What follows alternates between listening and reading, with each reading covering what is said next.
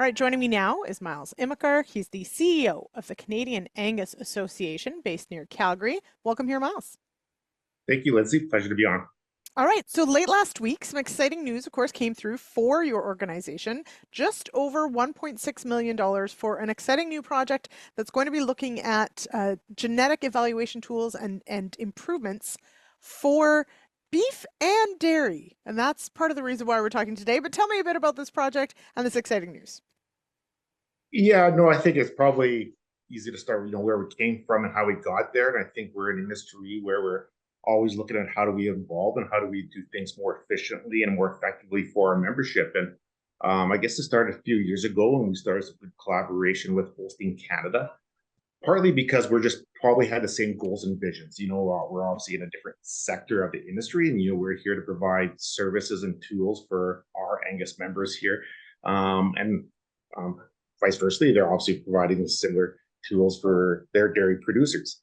Our goals and visions of the association may be a little bit differently, but what we're trying to accomplish probably is somewhat similar on that side of it there. And so sometimes, even though we may have different outcomes, we felt that, maybe the vehicle that got us there could be the same one on that side of it there. And so we always look for, associations and industry partners that, we can bounce ideas off and be collaborative with. And we are obviously similar size organizations that had had a kind of similar space in our segments of the industry. And we, it just started a great path of collaboration and discussion and brainstorming. And when you start brainstorming, there's obviously some unique ideas that come out of that. And this is probably one of those opportunities that we felt that we could work together on, even though we all have different goals and visions of this project and what we're going to accomplish from it.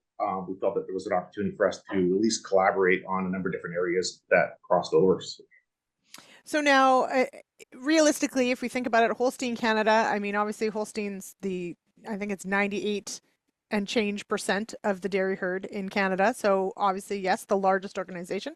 The Canadian Angus Association, obviously representing on the beef side, a very healthy portion of the beef herd here in Canada. So you're right. I mean, makes sense from the genetic evaluation point to have your two groups are sort of representative of these industries. For this project, it's 1.6 million. Where will some of this money go? What sort of evaluation tools or things might we see being explored with this project? There's a number of different deliverables of this project there. So, there's a whole list of things that, we're trying to accomplish there. So I think one of the things we're starting to look at is, what can we learn from each other? So there's a lot of great things that, the Holstein world has done within the classifier and the use of classifiers to evaluate subjective traits, and something that we kind of dipped our toe into here just in recent years. But it's been a challenge for us on the Canadian Angus side when we get to subjective traits and having members do that. And so we kind of explored with them a little bit about, sometimes in some areas of potential shared services, to just learning how they, ran some of the field services, to a variety of different areas on that side of it there. But I think as we evolve, our goals, and I can't speak for them in terms of what they're going to accomplish out of this, is we obviously want to be able to develop some of these tools, but we have to do it in a manner that allows us to, be able to engage with our membership in terms of things that they can do. And I don't think, the classifier system at this stage is going to be that system that we're going to be able to deploy fully. So we have to use technology that's going to help us do that. And so, obviously our members are certainly, are warm to that idea. And so we're exploring how do we use technology right now to be our friend and allow us to, collect some subjective traits. But even at the root of this, some of the first things that we plan to collect is really just even enhancing what we do from a genetic evaluation side, even just our performance and phenotypic traits. We obviously want to put a lot of reliability in our genetic evaluation system, and that comes with great data that's going to inform that to be able to provide accurate evaluation for our members so they can put more onus on it, more reliability, and have more predictability on that. And so a lot of that comes from, in the past, we've always put the onus on our members and our commercial members to collect data and submit it to us. And we continue to do that.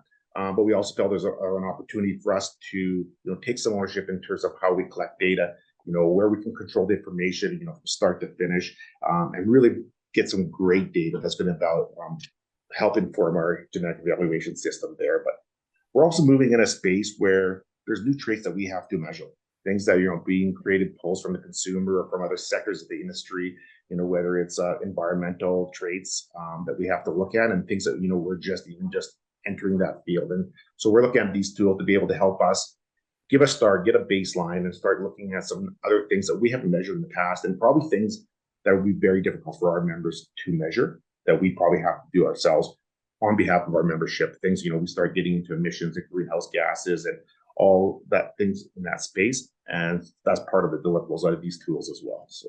Mm-hmm.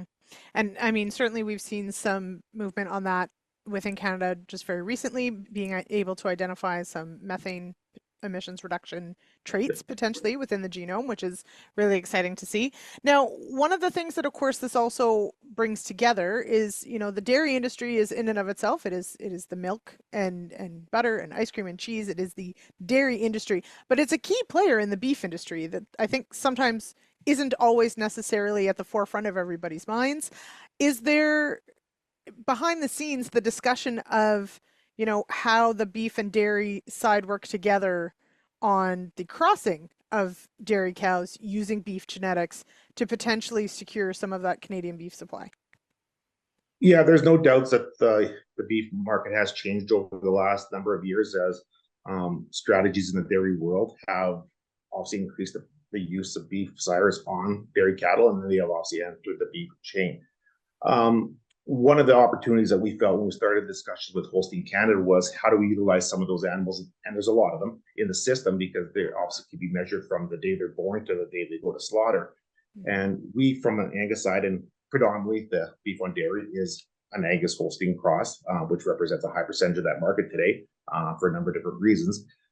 But we felt it was the opportunity for us to work together because we obviously know half of that equation, and they know a lot of information from the other half. And as an industry, we've actually focused on different things. And so maybe there was an opportunity for us to share what we know on what we know, and then them to share obviously vice versa of what they know. So we've done a lot of things around performance traits and carcass measurements, evaluations there that we've spent a lot of time on. And they've done a lot of work, probably more extensive work than greenhouse gases, emissions, feedlot, health traits and things like that, it's an area where we want to have some more learning. So by understanding that beef and dairy calf going through, there is probably some opportunity for us to learn a little bit more about the Angus animal or the Angus component within that equation there, by understanding what the dairy industry has done there as well. This certainly, we don't get into the supply chains, and certainly our supply chains are directing, the product that's going to be coming through that fit their specs. But there's certainly a lot of deliverables that we can help inform. I'll provide some predictable tools, might change some breeding strategies based on some information we can learn through this project. So let's say there's a lot of moving parts within this project that we're certainly just starting to explore. Mm-hmm. And just looking forward, how many years is this project? This is a 4-year project. 4 years. Okay. So we're pretty close to day one of the project, but. Okay. So yeah, so lots to do between now and then, but certainly exciting and interesting to see where this goes. Absolutely. And some neat things in the works. So we'll stay tuned and see how it unfolds over the next couple of years. So Myles, thank you so much for joining me. My pleasure.